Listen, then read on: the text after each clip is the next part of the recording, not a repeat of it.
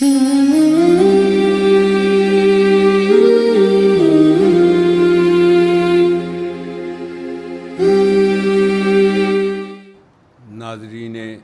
شیعہ عزاداری اور فرش ازا پر تشریف فرما سامعین حضرات، السلام علیکم۔ آج کی یہ مجلس جس کی اطلاع اشتہار کے ذریعے مومنین کی خدمت میں، ناظرین کی خدمت میں پیش کی جا چکی ہے، یہ مجلس بعنوان مجلس پنجم برائے ایصال ثواب مومنہ مرحومہ سیدہ چندہ بی بی بنت سید شمشیر علی مرحوم منعقد کی گئی ہے۔ اس مجلس کو خطاب فرمائیں گے حجت الاسلام والمسلمین عالی جناب مولانا وسیع حسن صاحب قبلہ۔ مجلس کا آغاز انشاءاللہ تلاوت کلام پاک سے ہوگا۔ تلاوت کلام پاک کے فرائض کو انجام دیں گے عالی جناب مولانا سید علی حیدر تابش صاحب اعظمی۔ اس کے بعد پیش خوانی کے فرائض کو انجام دیں گے جناب شفق صاحب فیض آبادی۔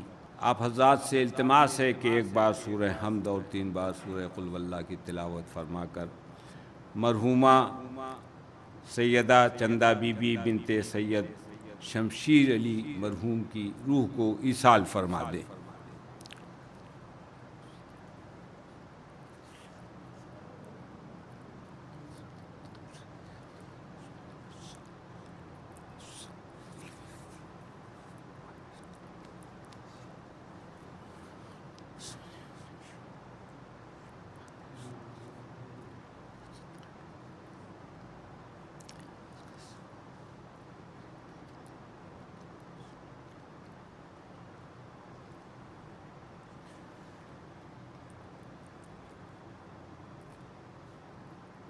میں گزارش گزار ہوں علی جناب مولانا سید علی حیدر تابش صاحب اعظمی کی خدمت میں کہ تشریف لائیں، تلاوت کلام پاک سے مجلس کا آغاز کرنے کی زحمت فرمائیں۔ آپ حضرات موصوف کے استقبال میں ایک نعرہ صلوات ارشاد فرمائیے۔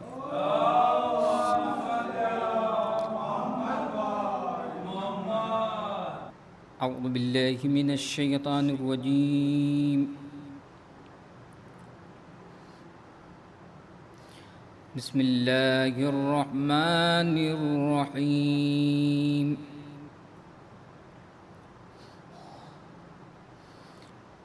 ان للمتقین مفازا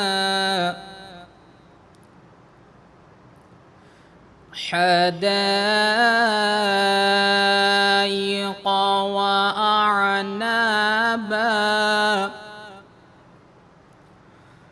وكواعب ترابا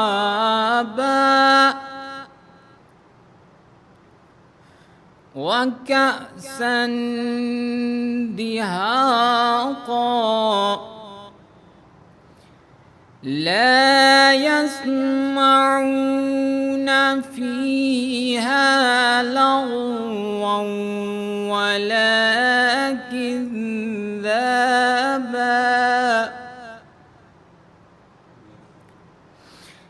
جزاء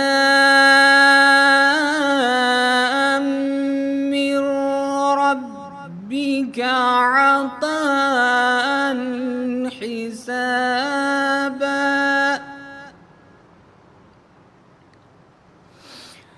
رب السماوات والأرض وما بينهما الرحمن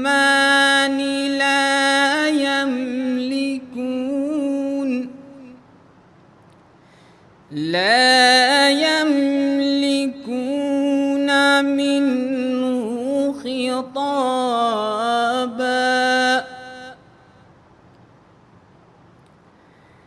يوم يقوم الروح والملائكة صفا لا يتكلمون إلا من أذن له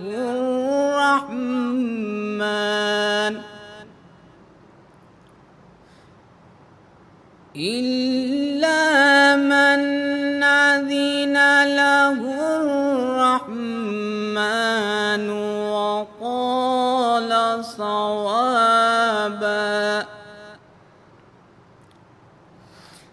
ذلك اليوم الحق فمن شاء اتخذ إلى ربه مآبا إنا أنذرناكم عذابا قريبا يوم ينظر المرء ما قدمت يداه ويقول الكافر يا ليتني كنت ترابا صدق الله العلي العظيم.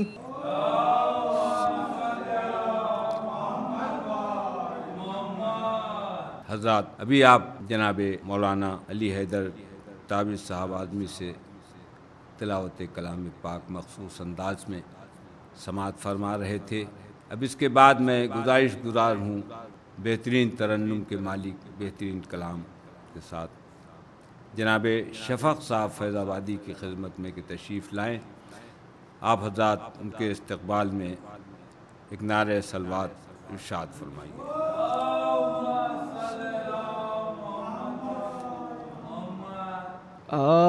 آج رخصت ہو رہی ہے تم سے زہرا یا علی، کیا کہوں دل میں خیالاتے ہیں کیا کیا یا علی. آج رخصت ہو رہی ہے تم سے زہرا یا علی.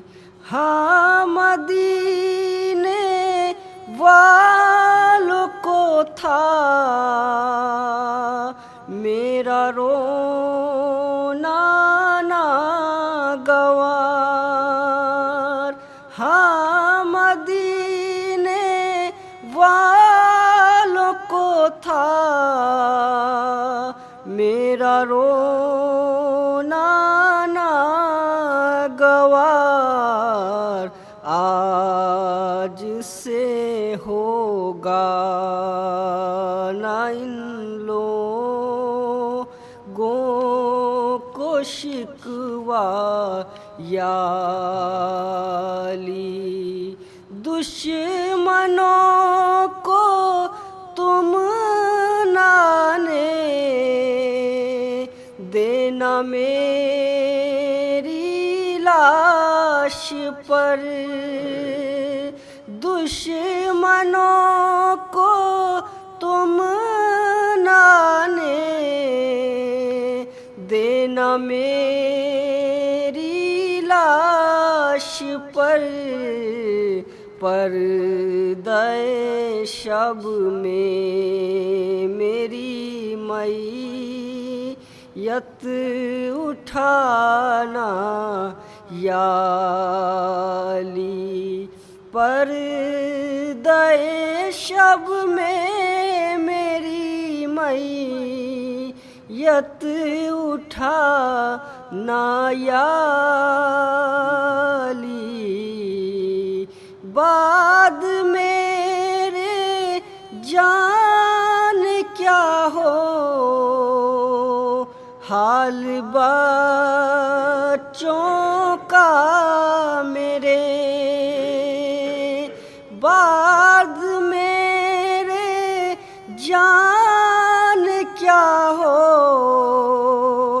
حال بچوں کا میرے ان کو ایذا ہو تو ہوگی مجھ کو ایذا یا علی فاک کر کے آفتوں سے میں نے پالا ہے انہیں فاک کر کے آفتوں سے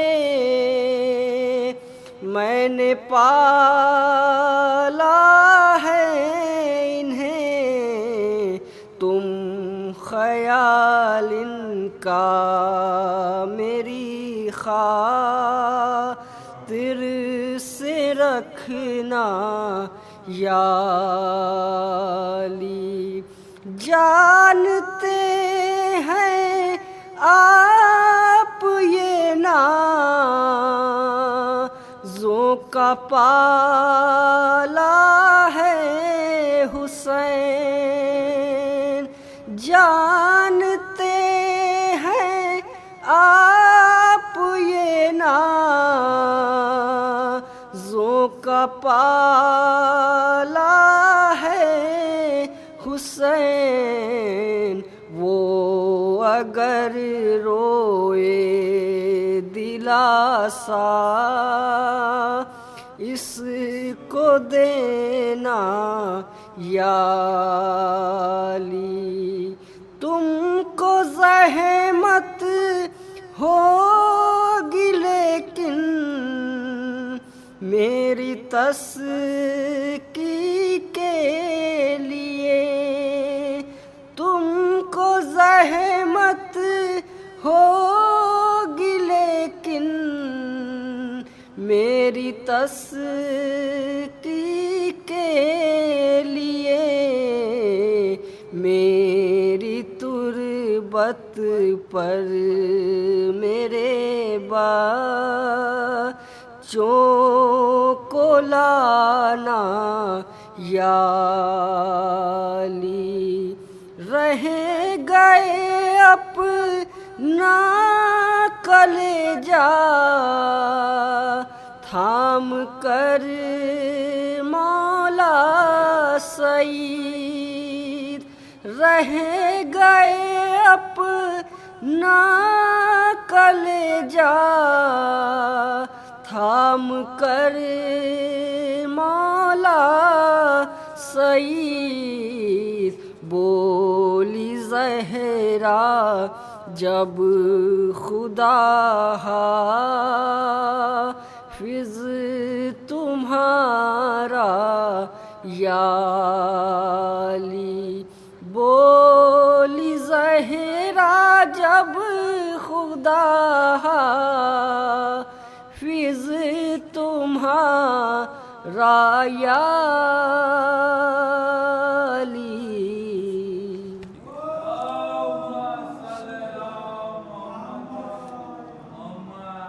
ابھی آپ حضرات جناب شفق فیض آبادی کو سماعت فرما رہے تھے معصوم عالم بنت پیغمبر اسلام اس سلسلے میں جناب شفق صاحب نے اپنا کلام پیش کیا.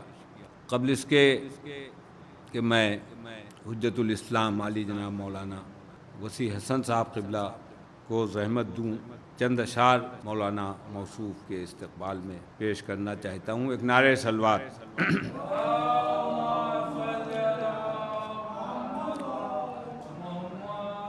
کہ قدم زمین پر رکھنا سنبھال کر موسیٰ، قدم زمین پر رکھنا سنبھال کر موسیٰ، وہ ماں نہیں رہی جو کل دعائیں دیتی تھی، وہ ماں نہیں رہی جو کل دعائیں دیتی تھی۔ چونکہ یہ مجلس ایک مومنہ، ایک مرحومہ کے ایصال ثواب کی ہے اور مجلس سید الشہداء بپا ہے، فرش ازاں بچھا ہوا ہے، اس لیے 4 مصرے امام مظلوم کربلا کے حوالے سے پیش خدمت ہے، سماعت فرمائے۔ ایک صلوات بھیج دیں آپ حضرات۔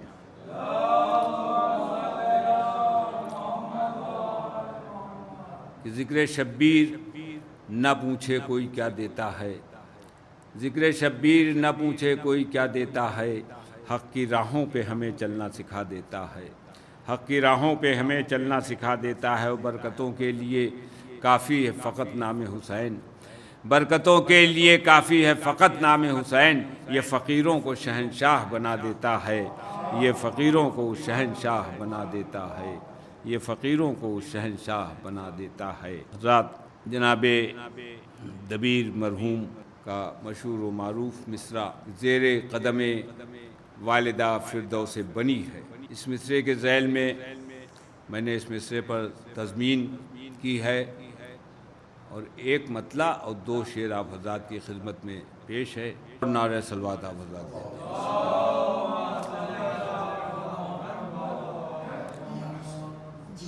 جناب دبیر مرحوم کا بہت مشہور و معروف مصرع کہ زیر قدم والدہ فردوس بنی ہے، میں نے تضمین کی ہے، ایک مطلع اور 2 شعر پیش خدمت ہے، سماعت فرمائیں۔ کہ اس بات پر 100% ہم سب کو یقین ہے، اس بات پر 100% ہم سب کو یقین ہے، اللہ کے گھر دیر ہے اندھیر نہیں ہے، اللہ کے گھر دیر ہے اندھیر نہیں ہے۔ تاریخ کے حوالے سے شعر سماعت فرمائیں کہ اللہ کے گھر دیر ہے اندھیر نہیں ہے، تو کیا یاد نہیں رحلت زہرا کا وہ منظر، کیا یاد نہیں رحلت زہرا کا وہ منظر، لپٹی ہوئی قدموں سے امامت کی جبیں ہے، کیا یاد نہیں رحلت زہرا کا وہ منظر، لپٹی ہوئی قدموں سے امامت کی جبیں ہے، تو شبیر کا قدموں سے لپٹنا ہے بتاتا، شبیر کا قدموں سے لپٹنا ہے بتاتا، زیر قدم والدہ فردوس بری ہے، زیر قدم والدہ فردوس بری ہے، شبیر کا قدموں سے لپٹنا ہے بتاتا، زیر قدم والدہ فردوس بری ہے، زیر قدم والدہ فردوس بری ہے۔ میں بڑے ادب اور احترام کے ساتھ گزار ہوں حجت الاسلام والمسلمین خطیب احسن علی جناب مولانا وسیع حسن صاحب قبلہ کی خدمت میں کہ سرکار تشریف لائیں اور اپنے مخصوص بیان سے مومنین کے ناظرین کے قلوب کو منور فرمانے کی زحمت۔ آپ حضرات ایک نعرہ صلوات ارشاد صلی اللہ محمد و آل محمد۔ فاتحہ۔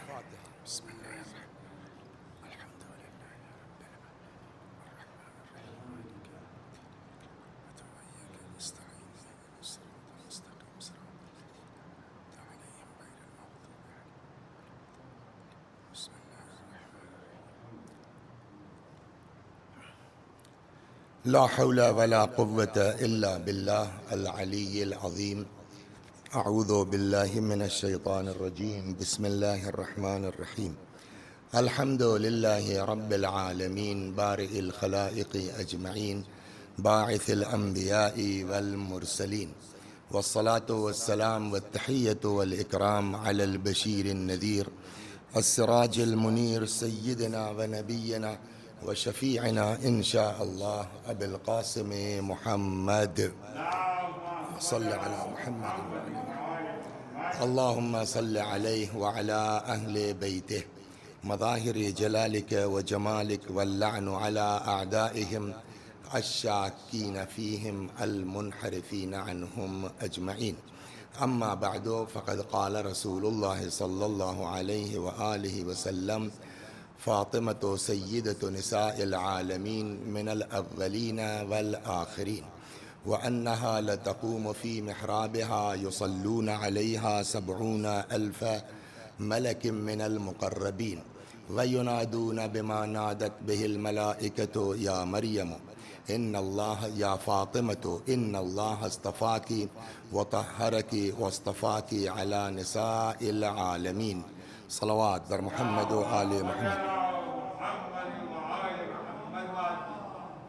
آپ حضرات سے گزارش ہے ایک بار سورہ حمد اور سورہ توحید کی تلاوت فرما کے مرحومہ سیدہ چندہ بی بی بنت سید شمشیر علی صاحب مرحوم کی روح کو ایصال ثواب کر دیجیے۔ بسم اللہ الرحمن الرحیم، الحمد للہ رب العالمین الرحمن الرحیم مالک یوم الدین، ایاک نعبد و ایاک نستعین، اہدنا الصراط المستقیم صراط الذین انعمت علیہم غیر المغضوب علیہم ولا الضالین۔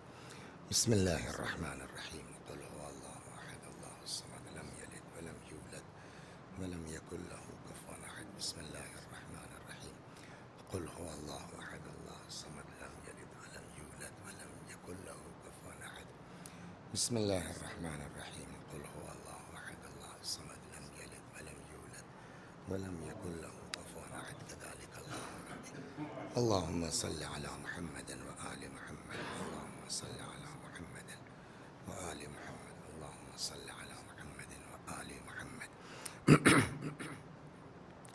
اتفاق سے جس مرحومہ کے یہ پنجم کی مجلس ہے، تو ابھی آپ نے فاتحہ پڑھا تو نام بھی تھا سیدہ چندہ بی بی مرحومہ، تو چونکہ ایک خاتون کے ایصال ثواب کی مجلس ہے، اور ابھی جو بات ہوئی میری ٹیلی فون پر، تو یہ یاسر صلی اللہ علیہ وسلم بھی کہہ رہے تھے کہ وہ ریحان میاں کا بھی فون آیا تھا کہ جناب فاطمہ سلام اللہ علیہا کے مصائب پڑھے جائیں، تو پھر میں نے سوچا کہ جب مصائب پڑھنا ہی ہے تو یہ بھی ایک مظلومیت ہے حضرت صدیقہ طاہرہ سلام اللہ علیہا کی، کہ اب تو خیر الحمدللہ ایام عزا میں شہادت میں بی بی کے کچھ ذکر ہونے لگا، ورنہ یوں سال بھر کوئی تذکرہ نہیں ہوتا۔ تو ہم نے کہا کہ پھر ایسا کیا جائے کہ جب مصائب پڑھنا ہے تو فضائل بھی شہزادی ہی کے پڑھ دیے جائیں کہ ایک مومنہ کے ایصال ثواب کی مجلس ہے۔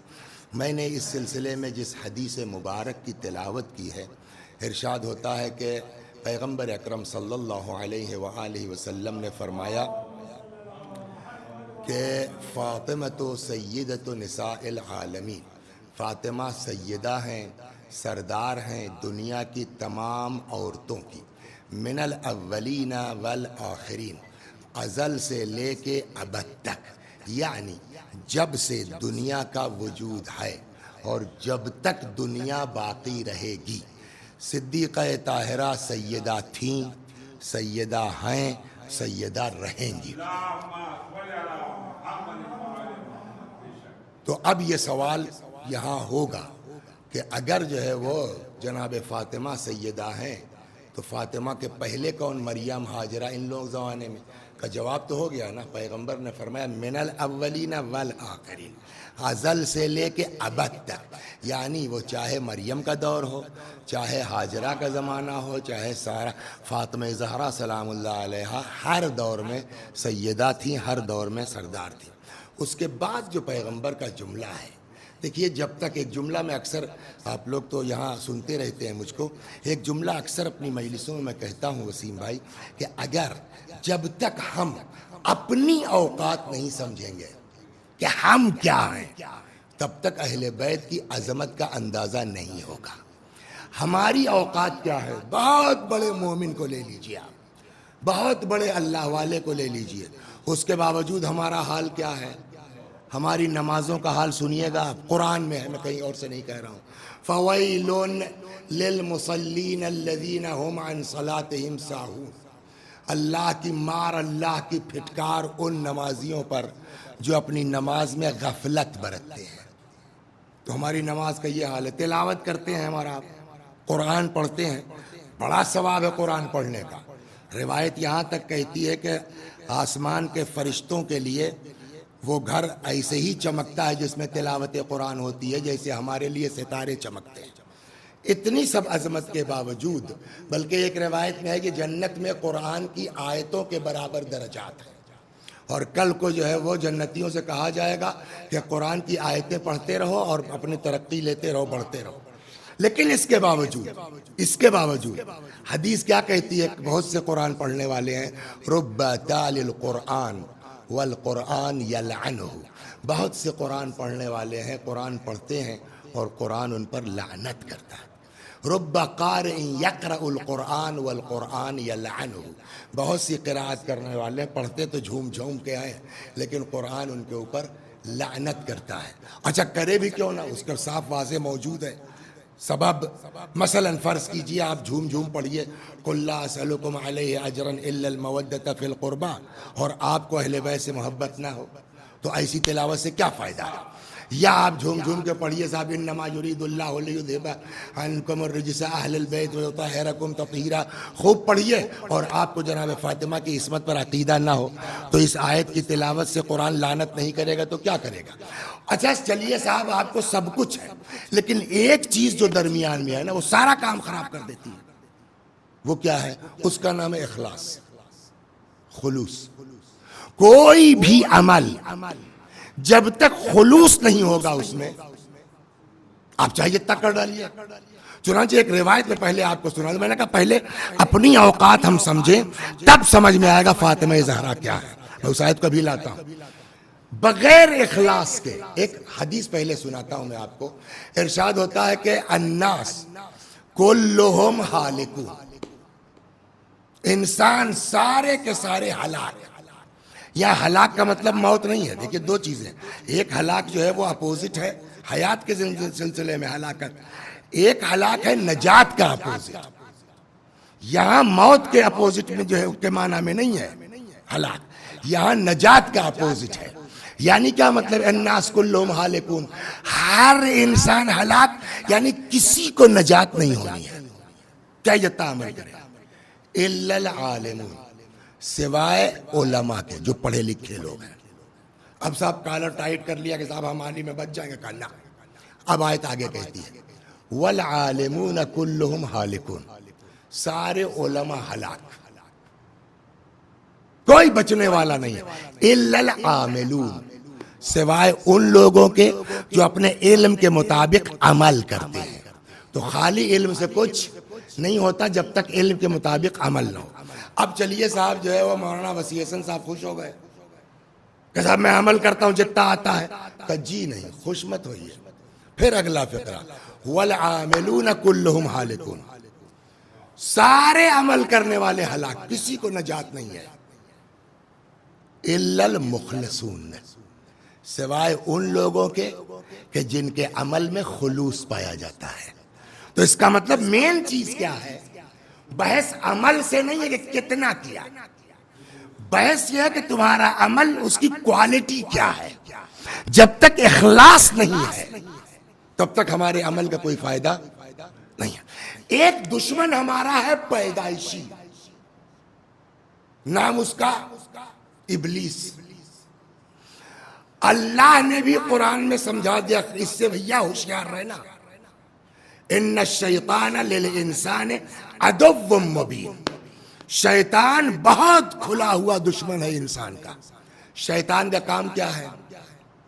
وہ بہکانا تو اپنی جگہ ہے، مین یہ کہ دیکھ رہا ہے کہ یار یہ ہمارے چکر میں نہیں پڑ رہا، ہمارے قابو میں نہیں آ رہا، تو کم از کم حرکت یہ کرے گا کہ ہمارے اندر سے خلوص نکال لے گا۔ صلوات بر محمد وآل محمد، میں آپ کو جہاں لے جانا، کم سے کم جو وہ کام کرتا ہے کہ ہمارے اندر سے خلوص نکال لے۔ کرو بیٹا، کوئی فائدہ نہیں ہے۔ میں آپ کو اس پہ ایک داستان سناتا ہوں کیسے شیطان گھستا ہے۔ ایک کوئی آدمی تھا، اس نے جو ہے وہ یہ طے کیا کہ ہم کو ایسی جگہ عبادت کرنی ہے کہ جہاں کوئی دیکھنے سننے والا نہ ہو، تاکہ دکھاوے کا جھنجھٹ ختم ہو جائے، میں خالص اللہ کے لیے کروں۔ تو ایک کوئی ویرانے میں مسجد تھی جہاں جنرلی کوئی آتا جاتا نہیں تھا، رات میں وہاں چلا جاتا تھا اور وہاں جا کے نماز شب اور یہ وہ جب اللہ کے لیے اللہ۔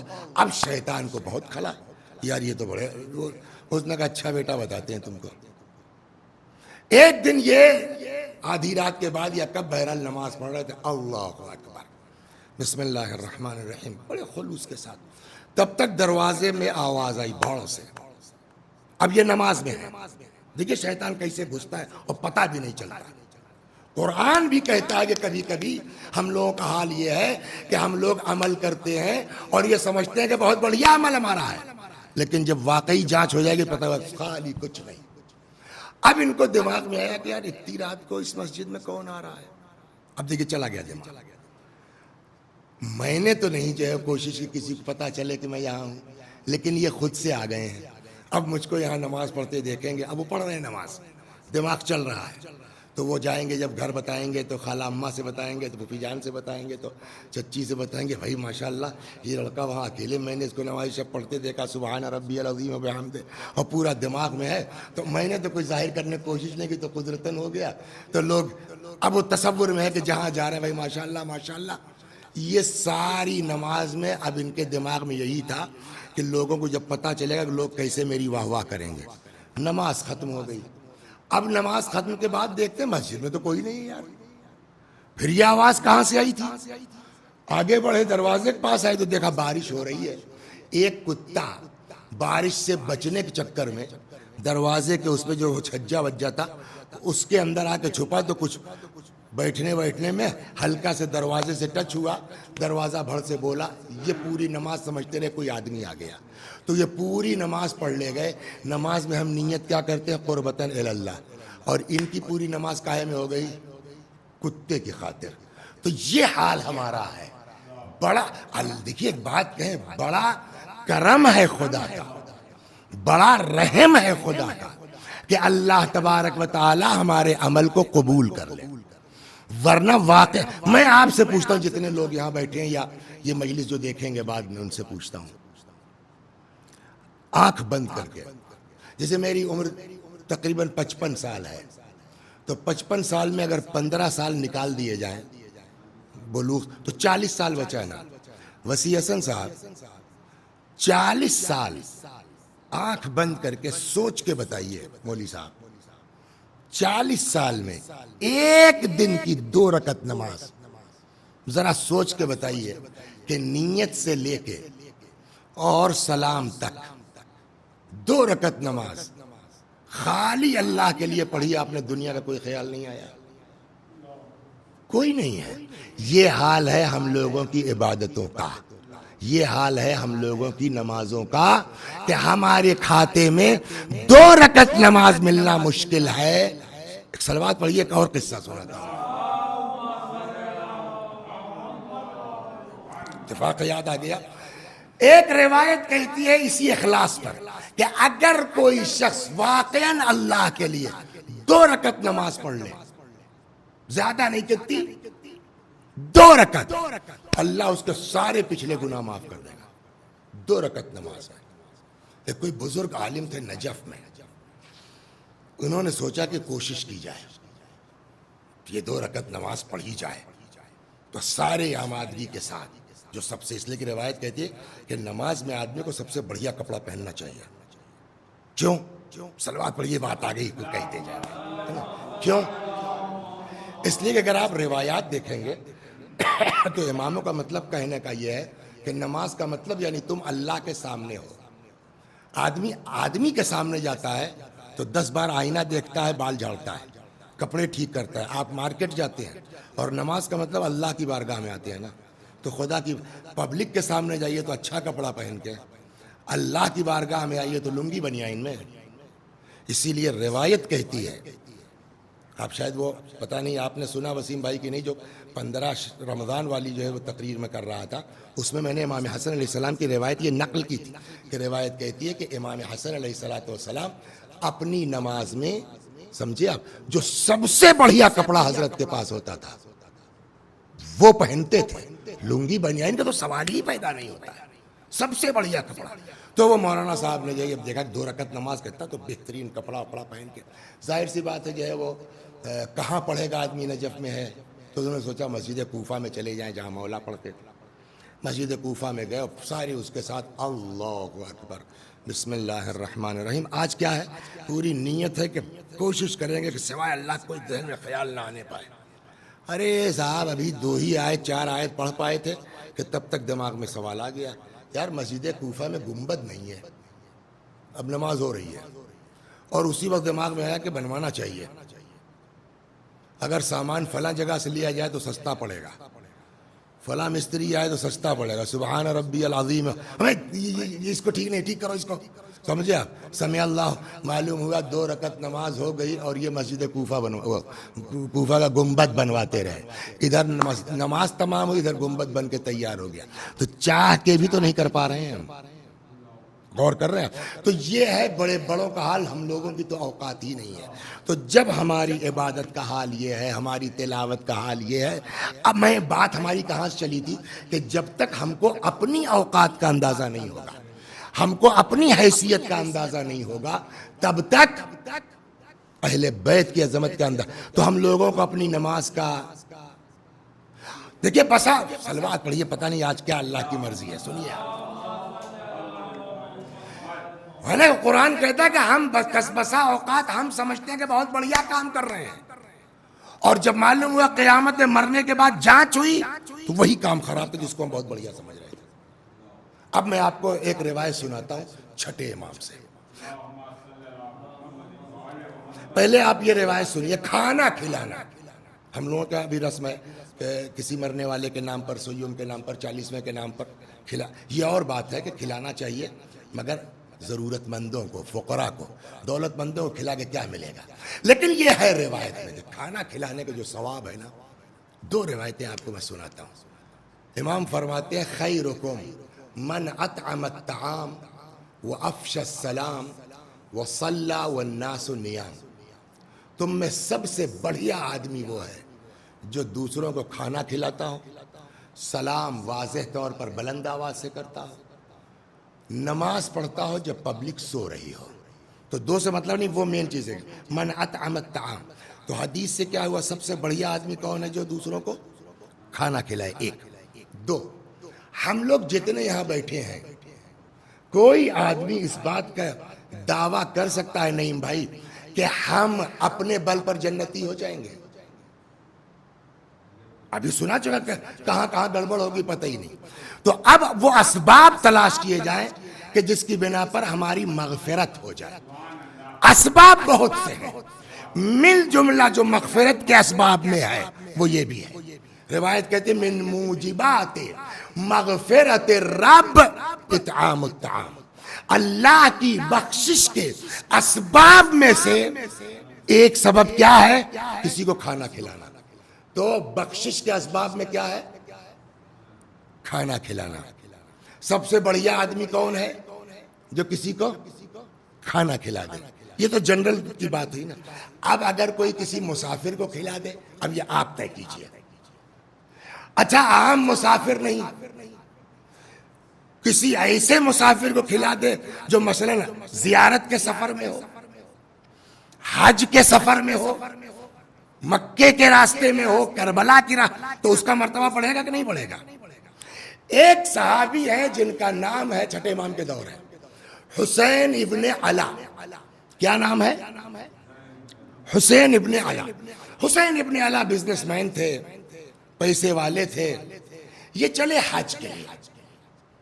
तो अब उस जमाने में हज आज की तरह तो नहीं था कि साहब लखनऊ से बैठे 4 घंटे में मदीना पहुंच गए, बम्बई से बैठे 4 घंटे में मदीना पहुंच गए।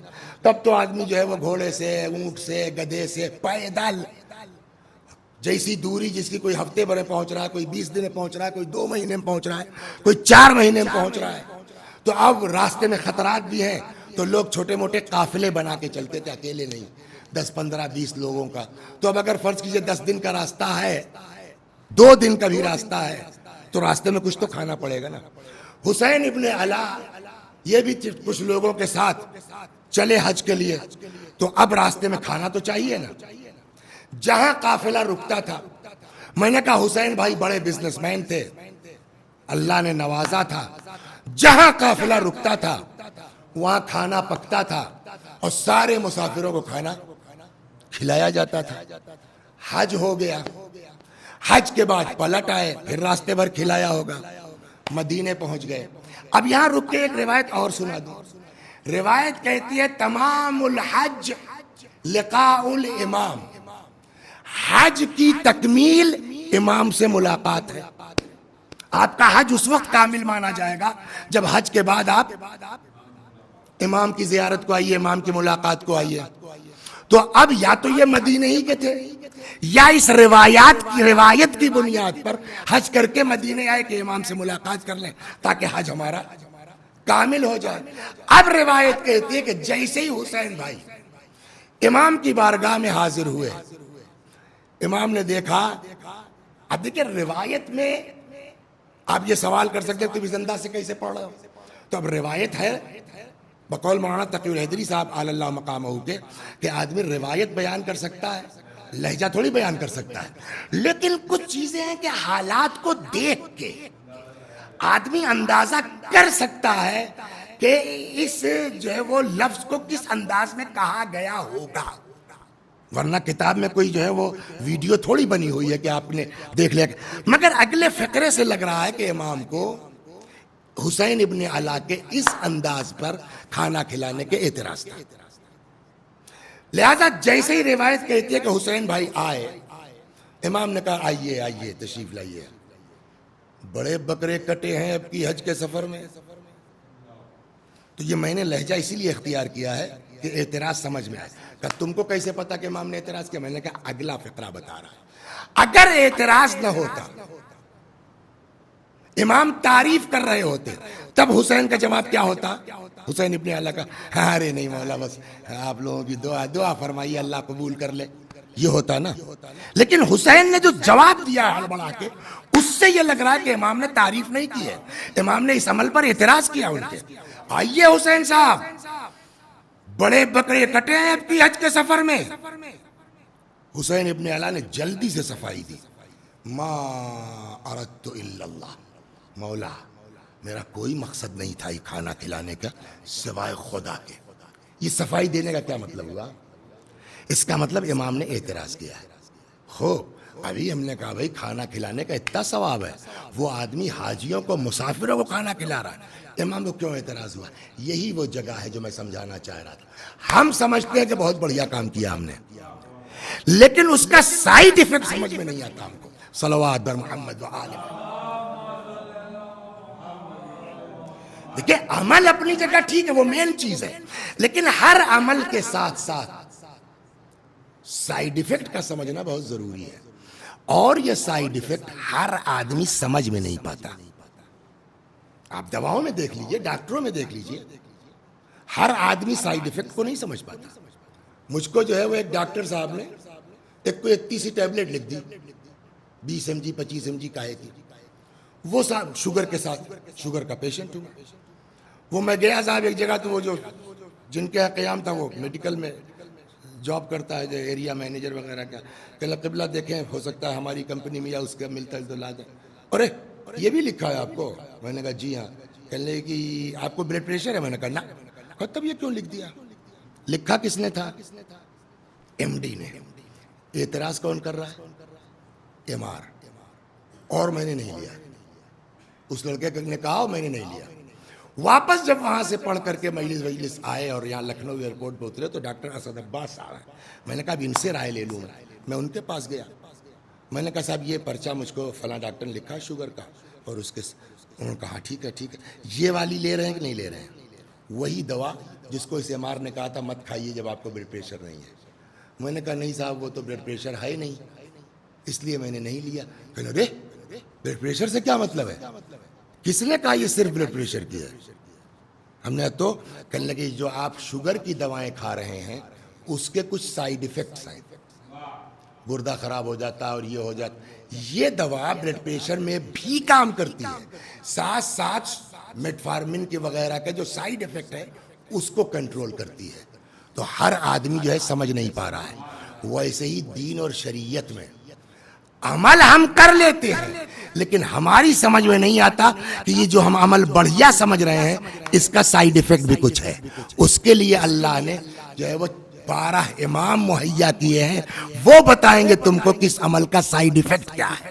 یہاں ہر آدمی دیکھ کے کہے گا کہ حسین ابن علی کا عمل بہت بڑھیا تھا, لیکن امام نے جو سائیڈ ایفیکٹ بتایا ہے, صلوات بر محمد و آل محمد, سمجھاتا ہوں.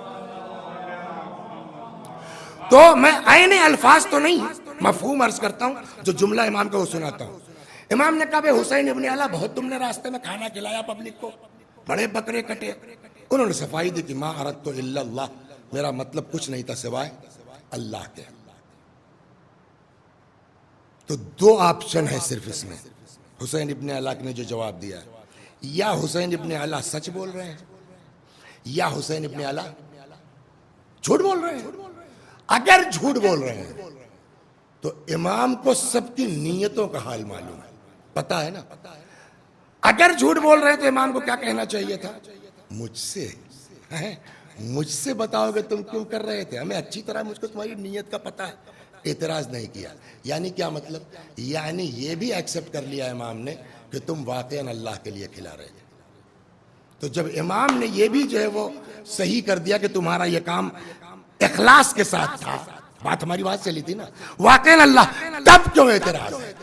وہ اعتراض اب سمجھائیں گے. میں سمجھاتا ہوں اپنے الفاظ. ہم سمجھتے ہیں کہ ہم نے بہت بڑھیا کام کیا ہے، کہاں گڑبڑ ہوئی ہے ہم سمجھ بھی نہیں پاتے ہیں.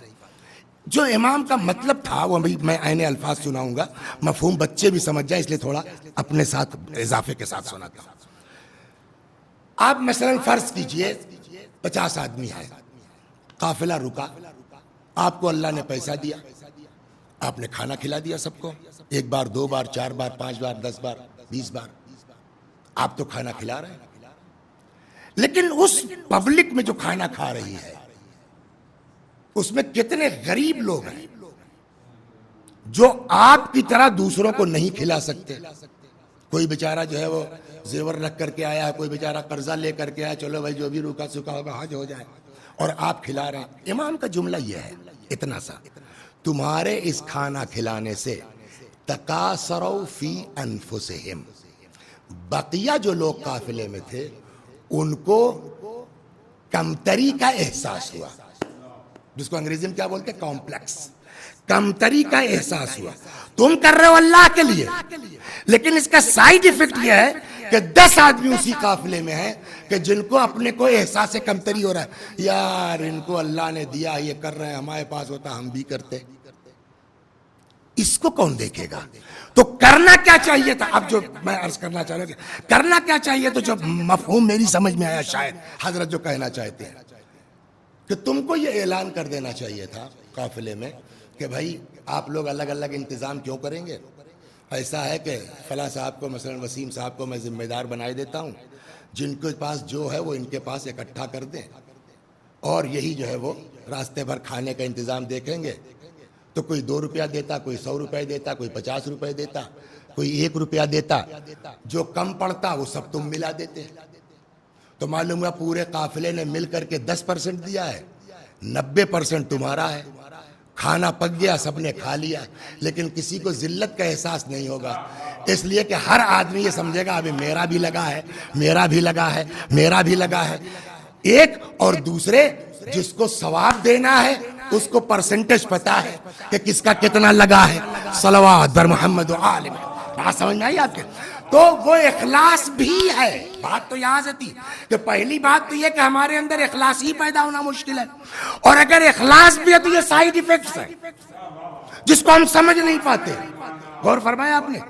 یہ ہے ہمارا حال، ہمارا کیا، ہم سے بڑے بڑوں کا حال. اور بات یہاں سے چلی تھی کہ جب تک اپنی اوقات کو نہیں سمجھو گے تب تک عظمت اہل بیت، خاص کر کے عظمت حضرت زہرا نہیں سمجھ پاؤ گے. تو اب ہم لوگوں کا حال معلوم ہو گیا نا. ہماری نماز کا حال یہ ہے، ہماری دعاؤں کا حال یہ ہے، ہماری تلاوت کا حال یہ ہے. اب جب یہاں تک آپ کو میں لے آیا خوب گھما کر کے، اب پہچانیے صدیقہ طاہرہ کیا تھی. حدیث کون سی شروع کی تھی؟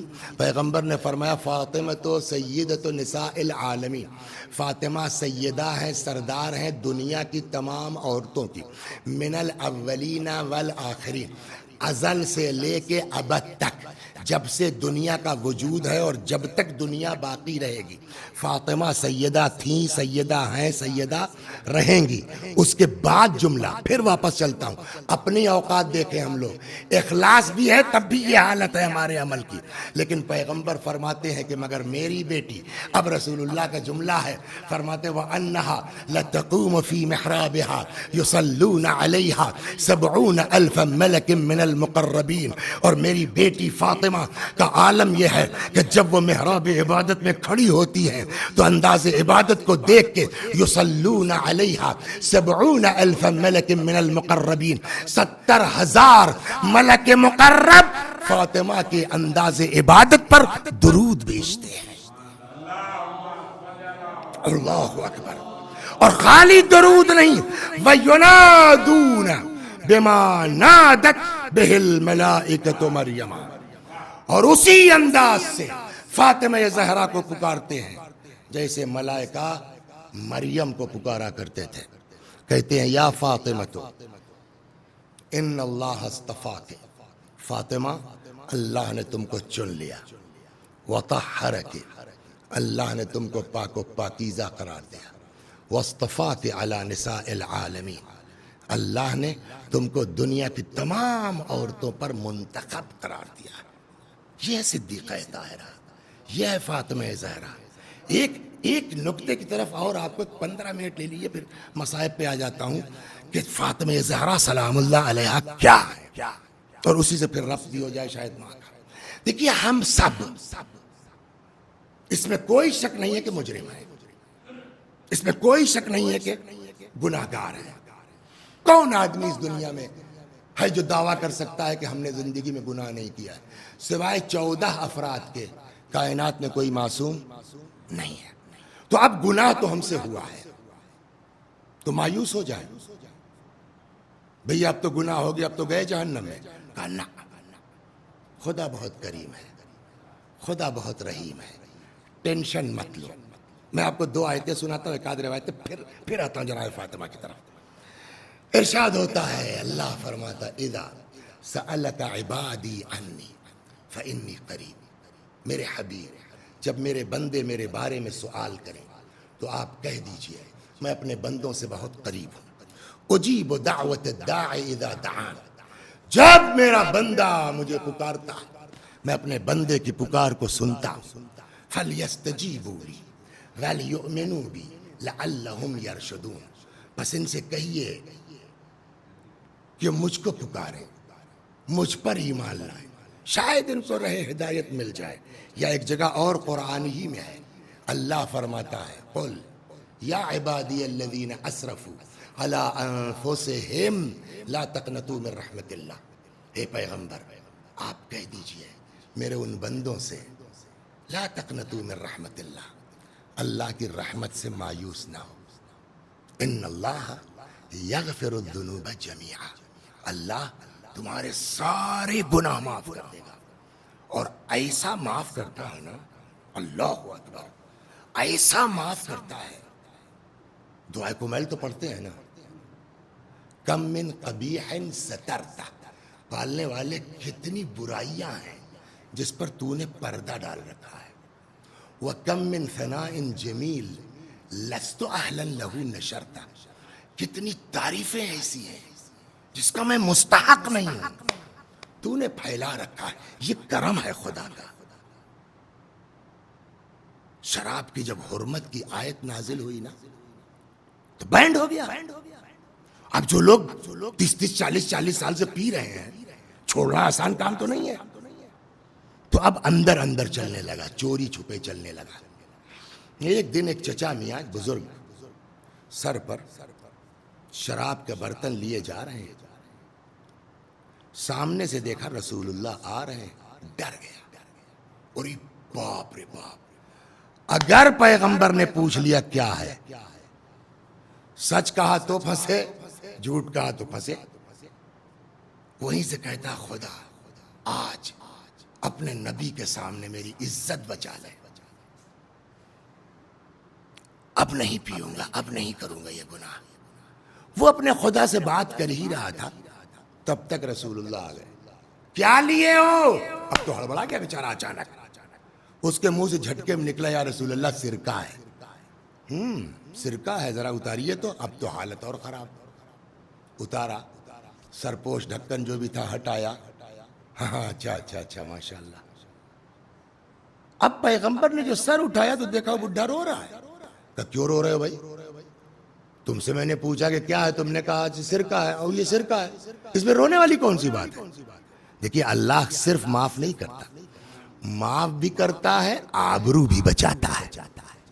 میرا اللہ اتنا کریم ہے، میرا خدا اتنا کریم ہے کہ جو اپنے بندوں کو معاف بھی کرتا ہے اور ان کی عزت بھی بچاتا ہے، آبرو بھی بچاتا ہے۔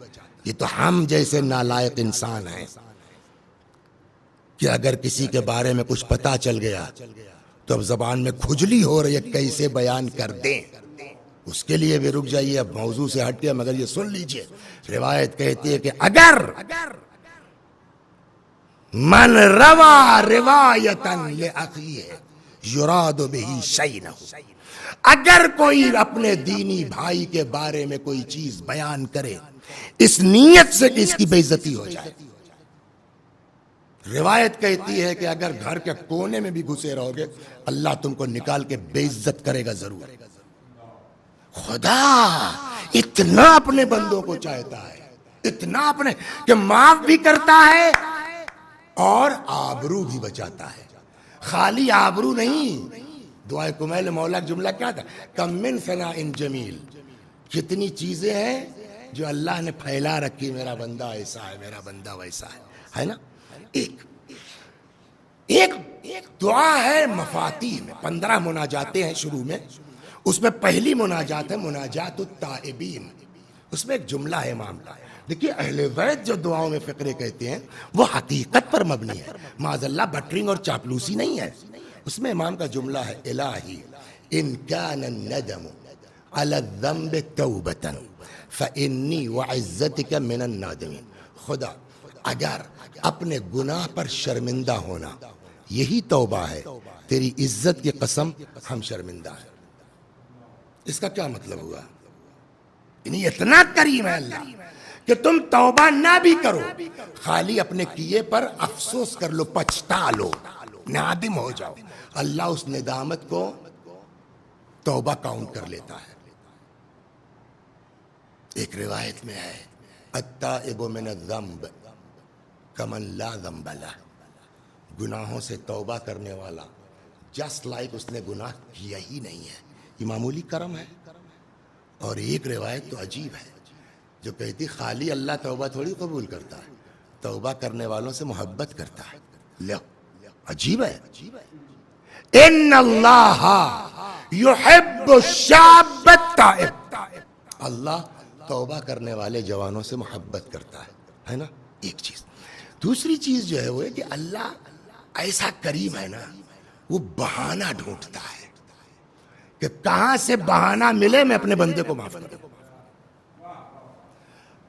اکثر آپ لوگ نماز جنازہ میں شریک ہوتے ہیں، نماز جنازہ پڑھتے ہیں تو کچھ چیزیں ہیں نا بچپنے سے کر رہے سنتے سنتے یاد ہو جاتا ہے۔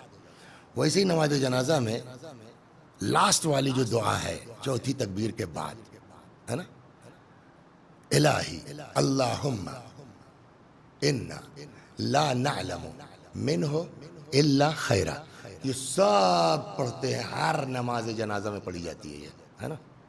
اللہم انا لا نعلم منہ الا خیرا، پالنے والے میں ان کے بارے میں، جن کی نماز پڑھ رہا ہوں ان کے بارے میں، پالنے والے میں کچھ نہیں جانتا سوائے خیر کے۔ ہم تو اسی خاندان کے ہیں، ہم تو اسی گھرانے کے ہیں، ہم کو تو کل پتہ ہے کہ یہ چچا کیا کیا کر کے مرے ہیں، یہ بڑھیا کی کیا کیا جو ہے وہ حالت تھی۔ اس کے باوجود آپ کہہ رہے ہیں کہ ہم کچھ نہیں جانتے اللہ میں، ٹھیک تھا۔ سوال عام پبلک کو اگر نہیں پتا ہے، فرض کیجئے وسیع حسن صاحب مر گئے، تو اب جب ہم مر گئے تو ہمارے جنازے میں وثیقہ اسکول سے آدمی جائے گا، ہمارے مدرسے سے لوگ جائیں گے نا، تب یہ ہوا کہ بھائی یہی وثیقہ ہی میں کوئی آدمی ہے جو نماز جنازہ پڑھا دے۔ فرض کیجئے مولانا حجت صاحب محسن صاحب جو موقع پہ تھے صاحب نماز کے لیے کھڑے ہو گئے، تو اب جو علاقے کے ہمارے لوگ ہیں اطراف میں، شاہ گنج یہ وہ جونپور اعظم گڑھ، تو جو لڑکے ہیں جو وثیقہ کے بھی ہیں یا اور بھی، وہ سارے علماء بھی آ گئے۔ اس میں دو چار ایسے جو میرے گاؤں کے آس پاس کے ہیں، ان کو سب پتہ ہے میرے بارے میں۔ کھڑے ہوئے حجت صاحب نماز پڑھانے کے لیے، اور حجت صاحب نے یہی کہہ دیا اللہم انا لا نعلم منہ الا خیرا، ہم یہ وسیع حسن کے بارے میں کچھ نہیں جانتے سوائے خیر کے۔ اب جب نماز جنازہ ختم ہو گئی تو دو ایک لڑکے جو وسیع صاحب سے تپے ہوئے تھے، انہوں نے حجت صاحب کو گھیر لیا کہ مولانا آپ نماز پڑھا رہے تھے جنازے کے، جھوٹ بول رہے تھے؟ کیا مطلب؟ کہ 30 سال سے وثیقہ میں وسیع صاحب تھے، آپ کو نہیں پتا ہی کتنے بدمعاش آدمی ہیں؟ آپ نے کیسے کہا یہ؟ آپ انصاف سے بتائیے حجت صاحب بیچاروں کا جو بھی نماز پڑھا رہا ہے وہ کیا جواب دے گا سوائے اس کے کہ بھیا میں نے گڑھ تھوڑی لیا ہے، میں نے اپنے جیب سے تھوڑی کہا ہے۔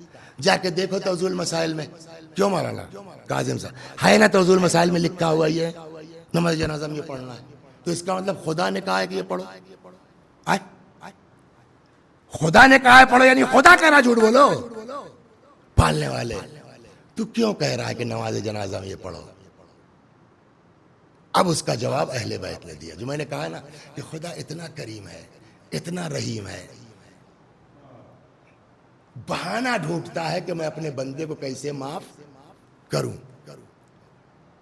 اب امام سے روایت ہے کہ اگر کسی جنازے پر، اب سنیے آپ اس کا فلسفہ کیا ہے، کیوں کہلوا رہا ہے خدا اللہم انا لا نعلم منہ الا خیرا؟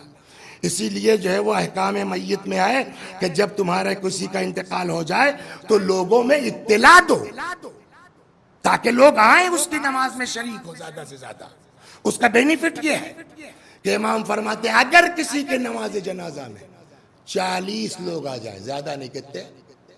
40 لوگ، اور 40 لوگ نماز جنازہ میں کھڑے ہو کے یہ بات کہہ دیں اللہم انا لا نعلم منہ الا خیرا، پالنے والے میں ان کے بارے میں کچھ نہیں جانتا سوائے خیر کے، اللہ جواب دیتا ہے بندے ہو کر کے تم کہہ رہے ہو کچھ نہیں جانتا سوائے خیر کے، یعنی آنکھ بند کی تم نے؟ تو جب بندے ہو کہ تم کہہ رہے ہو کہ ٹھیک تھا تو میں تو اس کا اللہ ہوں۔ اب جو روایت کا جملہ ہے وہ یہ تھوڑی کہا جائے گا تم لوگ جھوٹ بول رہے ہو، تمہاری گواہی نہیں مانی جائے گی، نہ 40 ہو گئے تم نے کہہ دیا۔ اب امام کہتے ہیں کہ اللہ کا جواب آئے گا قد اجزت شہاداتکم، اگر کسی جنازے پہ 40 لوگ کہہ دیں اللہم انا لا نعلم منہ الا خیرا، پالنے والے میں ان کے بارے میں کچھ نہیں جانتا سوائے خیر کے، آواز قدرت آتی ہے قد اجزت شہاداتکم، جاؤ تمہاری گواہی قبول کر لی گئی ہے۔ اور خالی یہی نہیں تمہاری گواہی قبول کر لی گئی، اس کے بعد جواب آتا ہے یہ تو تم نے اس کی گواہی دی جو تم کو پتا تھا اور تم نے آنکھ بند کر لی، اس کے کچھ گناہ وہ ہیں جو میں جانتا ہوں تم لوگ بھی نہیں جانتے، تو جب تم لوگوں نے آنکھ بند کی تو میں نے اس کو تو معاف کیا ہی کیا، جو تم نہیں جانتے تو میں جانتا تھا میں نے اس کو بھی معاف کر دیا۔ صلوات بر محمد و آل محمد۔ بس بہت لمبا نہ کہہ چکا تو اندازہ ہوا آپ کو، شرمندہ ہو جاؤ معاف کر دے گا، نادم ہو جاؤ معاف کر دے گا، توبہ کر لو معاف کر دے گا، ہے نا؟ 40 آدمی جنازے پہ آ گئے معاف کر دے گا، وقت نہیں ہے، ایک آدمی ڈھنگ کا قبر میں آ جائے کام ہو جائے گا۔ ہو گئی بات، اب اس کو یہیں چھوڑ دیجئے۔ وسیع حسن صاحب مر گئے، اماں زندہ ہے، اللہ نہ کرے کہ کسی ماں کو اپنی اولاد کا داغ دیکھنا پڑے، یہ مثال کے طور کے اوپر ہے۔ وسیع حسن صاحب مر گئے، اماں زندہ ہیں، تب سوتے جاگتے اٹھتے بیٹھتے اللہ میرے بچے پر رحم کر، اللہ میرے بیٹے، یہی تو ہوگا نا۔ اب چونکہ اماں زندہ ہیں تو جتنے بھائی وغیرہ بھی ہیں وہ بھی اماں کو خوش کرنے کے لیے صحیح لمبے لمبے پوسٹر چھپے اور زبردست 40واں ہوا وسیع صاحب کا، کتنے دن ہوگا؟ 2-4 سال کے بعد بیچاری اماں بھی اولاد کا داغ لے کے مر گئیں۔ اب کیا ہوگا؟ 1-2 سال جو ہے وہ برسی کے نام پر ہو گئی، اس کے بعد اب حالت جو اگر لڑکا لائق ہوا تو ارے ارے ارے ارے آج 20 مئی ہے، مولانا صاحب ذرا 5 منٹ آپ پڑھ دیے، میں تبرک لے کے آ رہا ہوں۔ گئے صاحب جو ہے وہ بھٹو کے یہاں سے 25 روپے کا نمک پارا لیا ہے، ہو گئی ابا کی مجلس، وہ بھی اگر اولاد لائق ہوئی تو۔ اس کے بعد بیٹا مر گیا، اب کیا ہوگا؟ ہم اپنے دادا کی کتنی کرتے ہیں کہ ہمارا پوتا کرے گا، ہو گئی نا بات۔ تو ہم لوگوں کا حال یہ ہے، ہم لوگوں کے مرنے کے بعد کئی دن یاد کیا جائے گا، 10 دن 20 دن 1 مہینہ 4 مہینہ سال بھر 2 سال ہے نا بس نا. لیکن کچھ لوگ قسمتی تھے. کوئی پیغمبر کے جو ہے وہ 2 سال بعد مر گیا, 20 سال بعد مر گیا, 30 سال بعد مر گیا, 25 سال کے بعد مر گیا. قسمت ایسی کہ آج بھی صاحب 1400 سال ہو گئے. جب ان کا نام آتا ہے تب آدمی دعا کرتا ہے پالنے والے ان سے راضی ہو جا, پالنے والے ان سے خوش ہو جا. پہنچے نہیں پہنچے وسیم بھائی, میں کیا کہنے جا رہا ہوں. تو آپ تو ابھی کہہ رہے تھے کہ توبہ کر لو اللہ معاف کر دے گا, شرمندہ ہو جاؤ اللہ معاف کر دے گا. 10 20 40 آدمی کہہ دیں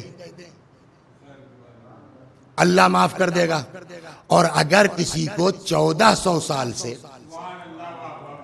کروڑوں لوگ چلا رہے ہوں اللہ ان سے راضی ہو جا, اللہ ان سے راضی ہو جا, اللہ ان سے راضی ہو جا, سوال یہی ہے اللہ راضی ہوا کہ نہیں ہوا؟ آپ کے پاس 2 ہی آپشن ہے, یا کہیے اللہ راضی ہو گیا یا کہیے اللہ راضی نہیں ہوا.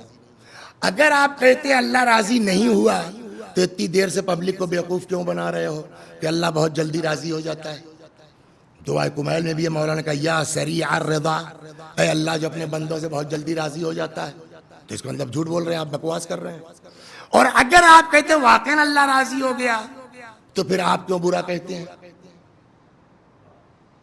پھنس گئے نہیں پھنس گئے ہم لوگ؟ ہمارے پاس 2 ہی آپشن ہے نا کہ اللہ بہت جلدی راضی ہوتا ہے, یہ سب آپ نے 20 منٹ لیا. تو جن کو جو ہے 1400 سال سے کروڑوں لوگ کہہ رہے ہیں کہ اللہ راضی ہو جا, اللہ راضی ہو جا, راضی ہوا کہ نہیں ہوا؟ اگر راضی ہو گیا تو شیعو تم اپنی زبان بند کرو, تم کون ہو برا کہنے والے؟ اور اگر یہ کہتے ہو راضی نہیں ہوا تو پھر یہ کیوں بکواس کر رہے ہو کہ اللہ بہت جلدی راضی ہو جاتا ہے؟ اب ہم لوگ دونوں صورتوں میں پھنس گئے. جواب 1 منٹ کا ہے. وہ کیا ہے؟ کہا یہ سب صحیح ہے اللہ راضی, لیکن ایک شرط رسول اللہ نے لگائی ہے وہ آپ بھول گئے ہیں. کہ وہ کیا شرط ہے؟ کہ اللہ بے شک بہت جلدی راضی ہو جاتا ہے, اللہ بے شک بہت جلدی معاف کر دیتا ہے, لیکن ایک شرط پیغمبر نے لگائی ہے کہ اللہ اسی سے راضی ہوتا ہے جس سے فاطمہ راضی ہو جائے. صلوات بر محمد و آل محمد. سمجھ میں آیا؟ ان اللہ یغضب لغضب فاطمہ ویرضی برضاها. اللہ اس پر غضبناک ہوتا ہے جس پر فاطمہ غضبناک ہو جائے. اللہ اس سے راضی ہوتا ہے جس سے فاطمہ راضی ہو جائے. یہ حدیث مشہور ہے نا. تو چاہے جتنی توبہ کر لو, چاہے جتنا استغفار کر لو, چاہے جتنے لوگ جو ہے تمہارے لیے دعا کر لیں, جب تک فاطمہ راضی نہیں ہوں گی تب تک اللہ راضی. اور اس روایت کے بعد اسی سے اندازہ ہوتا ہے کہ ماں باپ کی عظمت کیا ہے. جہاں یہ کہا گیا ہے کہ اللہ اسی سے راضی ہوتا ہے جس سے فاطمہ راضی ہو جائیں, وہیں آپ کو میں ایک روایت سناتا ہوں. روایت کہتی ہے, لوح محفوظ کا نام تو سنا ہے نا. سب سے پہلی چیز جو اللہ نے لوح محفوظ پر ابھاری وہ کیا تھی معلوم ہے؟ ارشاد ہوتا لا الہ الا انا, کوئی خدا نہیں ہے سوائے میرے. من رضی عنہ والدہ فانا عنہ راض. جس سے ماں باپ راضی اللہ فرماتا اس سے میں راضی. اب اس سے اندازہ کیجئے کہ ماں باپ کا مرتبہ کیا ہے. جہاں یہ شرط ہے کہ جس سے فاطمہ راضی اس سے میں راضی, وہیں یہ بھی ہے کہ جس سے ماں باپ راضی اس سے میں راضی. اس کا مطلب کیا ہوا؟ جیسے اگر فاطمہ سے کی محبت دل میں نہیں ہے تو نہ نماز قبول, نہ روزہ قبول, نہ حج قبول, نہ عبادت قبول. ویسے ہی لاکھ نیکی کرو, لاکھ جو ہے وہ مسجدوں میں چندہ دے دو, 10 20 آدمی کو کربلا بھیج دو زیارت کے لیے, اگر ماں باپ راضی نہیں ہے تو نہ نماز قبول ہوگی, نہ حج قبول ہوگا, نہ زیارت قبول. صلوات در محمد و آل محمد.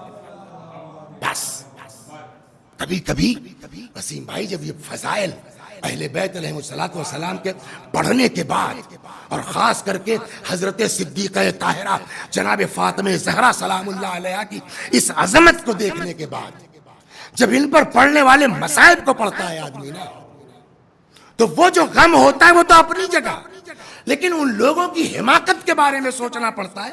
یہ کیسے احمق لوگ تھے, یہ کیسے بے عقل لوگ تھے کہ جس فاطمہ کو نجات کا ذریعہ بنایا جا سکتا تھا، جس فاطمہ کو اللہ کی رضا اور خوشنودی کا ذریعہ بنایا جا سکتا تھا، جس فاطمہ کو جنت کا وسیلہ بنایا جا سکتا تھا، اپنی بخشش کا ذریعہ بنایا جا سکتا تھا، یہ کیسے احمق لوگ تھے، یہ کیسے بیوقوف لوگ تھے کہ اسی فاطمہ کے دروازے پر آگ، اسی فاطمہ کے دروازے پر لکڑی، اور یہی نہیں، روایت کہتی ہے کہ یہ لوگ بی بی کے دروازے پر آگ اور لکڑی لے کر کے آئے ہیں، اور کس فاطمہ کا؟ رک جائیے، میں آپ کو پہلے 2 جملے سنا دیتا ہوں وہ فاطمہ کیا، میں نے کہا نا کہ جس فاطمہ کو اپنی نجات کا ذریعہ بنانا چاہیے تھا، جب بی بی کے عقد کا وقت تھا، شادی کا، مولا سے، بابا سے پوچھا، بابا میرا مہر کیا ہوگا؟ اسرار الشہادہ میں یہ روایت ہے، بابا میرا مہر کیا ہوگا؟ فرمایا جو چاہو مانگ لو بیٹی۔ جانتی ہیں فاطمہ زہرا نے کیا مانگا؟ پیسہ، مال، دولت، زمین، جائیداد نہیں، فرماتی ہیں بابا بس مجھ کو اتنا حق مل جائے کل کو میدان قیامت میں کہ میں آپ کی گناہگار امت کی شفاعت کر سکوں۔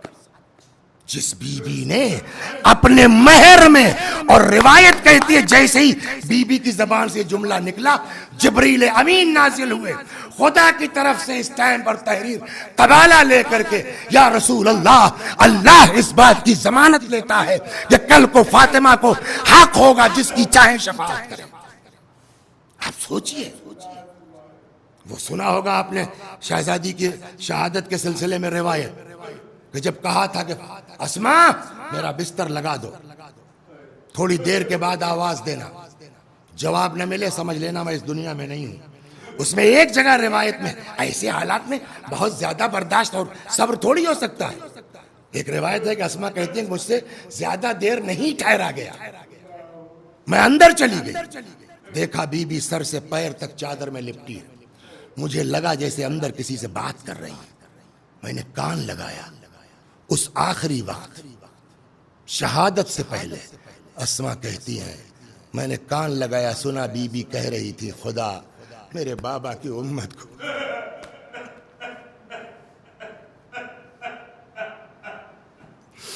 وہی میں کہہ رہا ہوں نا کہ جو اتنی عظیم بی بی ہے، جس کو نجات کا ذریعہ اور جنت کا ذریعہ اور بخشش کا ذریعہ اس کے دروازے پر، اور اس بیتکے ڈھنگ سے آگ لے کے آئے، لکڑی لے کے آئے، دق الباب کیا، بی بی آئی، کیا ہے کہ علی کو گھر سے باہر نکالا۔ فرمایا علی تو نہیں آئیں گے، جواب سنیں گے آپ ان کی بدتمیزی، علی نہیں آئیں گے، ہم گھر میں آگ لگا دیں گے۔ بی بی نے پھر ایک ایسا جملہ کہا کہ شاید کچھ ہوش ٹھکانے آ جائیں ان کے، کچھ ادب لحاظ، کچھ غیرت باقی ہو، بیدار ہو جائے۔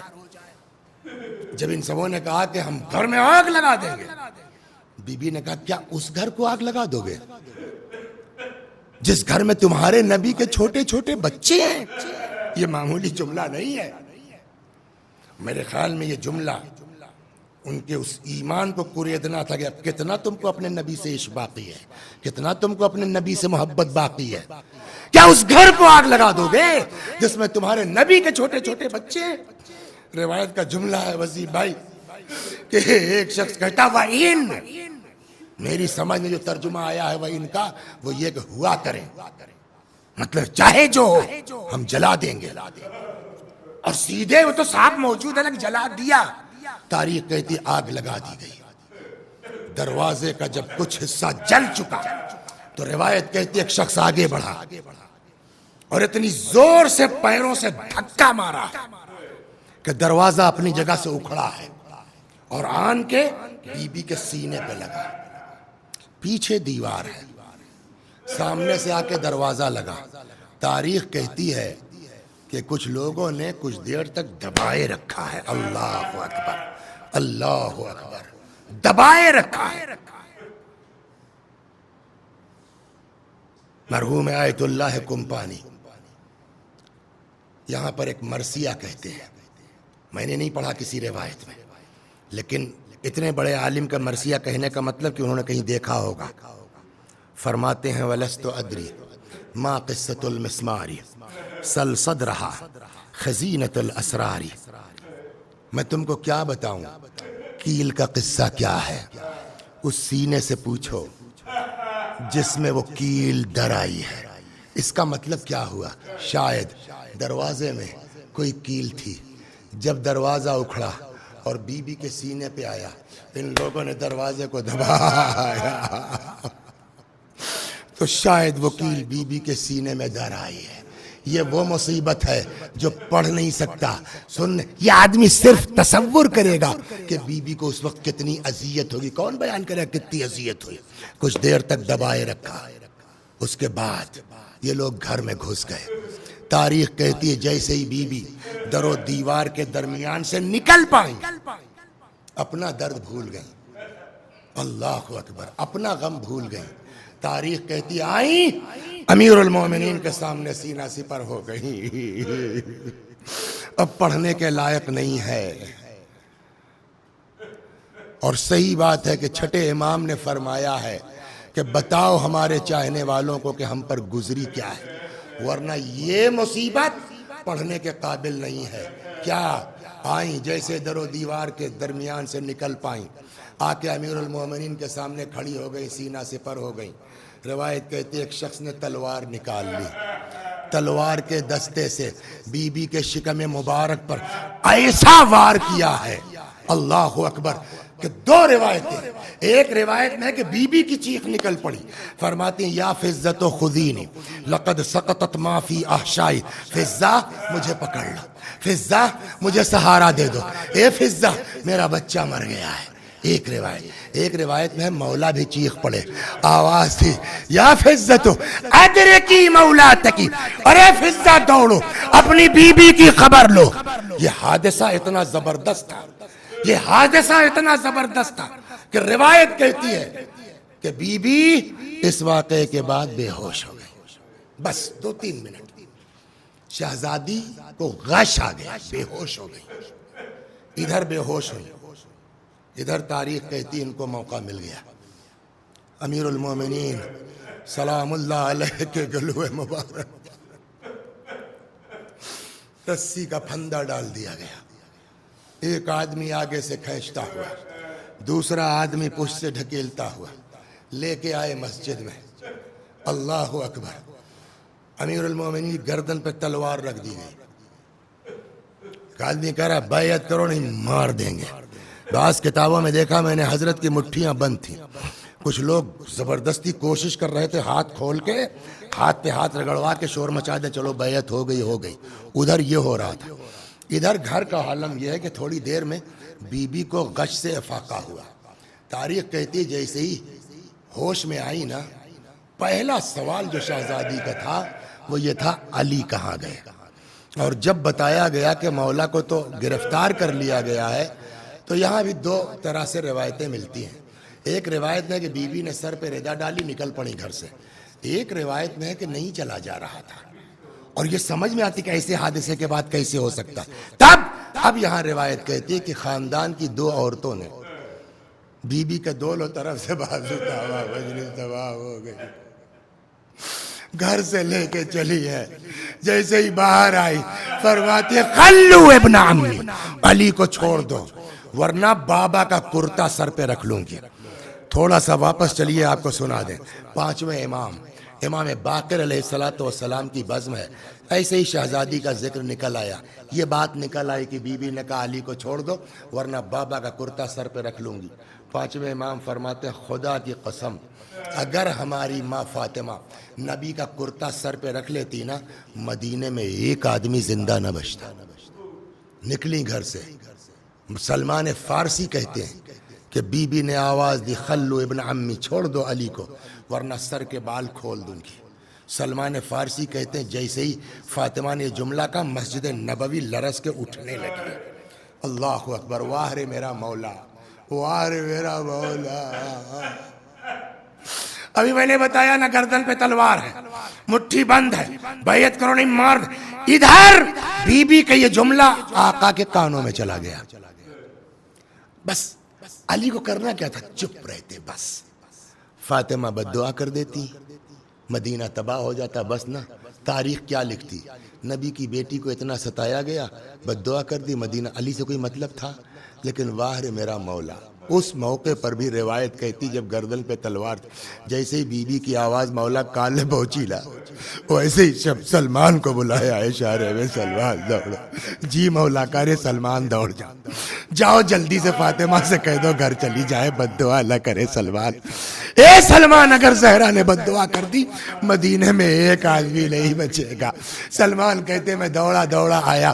میں نے کہا بی بی آپ رحمت للعالمین کی بیٹی ہیں, آپ عذاب خدا کا سبب نہ بنیے. فرماتے سلمان میرا بھی مزاج نہیں ہے, میں بھی نہیں چاہتی. کہا پھر؟ کہا دیکھ نہیں رہے ہو یہ لوگ علی کو قتل کرنا چاہتے. ارے میں سب برداشت کر لوں, علی کا قتل کیسے برداشت کر سکتی ہوں؟ سلمان نے کہا بی بی تو میں خود سے تھوڑی آیا ہوں کہنے. کہا پھر؟ کہا مجھ سے علی نے کہا ہے زہرا سے کہہ دو گھر چلی جائے. کیا علی نے کہا ہے؟ ہاں بی بی. فرماتی ہوں میں علی کی اطاعت گزار. یہ کہہ کے فاطمہ زہرا گھر میں واپس آ گئی. دنیا میں کون سی عورت ایسی ہے جس کا شوہر تلوار کے نیچے ہو؟ سيعلم الذين ظلموا أي منقلب ينقلبون إنا لله وإنا إليه راجعون. خدا ہماری اس عزا کو قبول فرما, مزید عزائے اہل بیت کی توفیق کرامت فرما. میں بھی پڑھتا ہوں, میرے ساتھ آپ بھی دہرائیے مرحومہ کے ایصال ثواب کی نیت سے.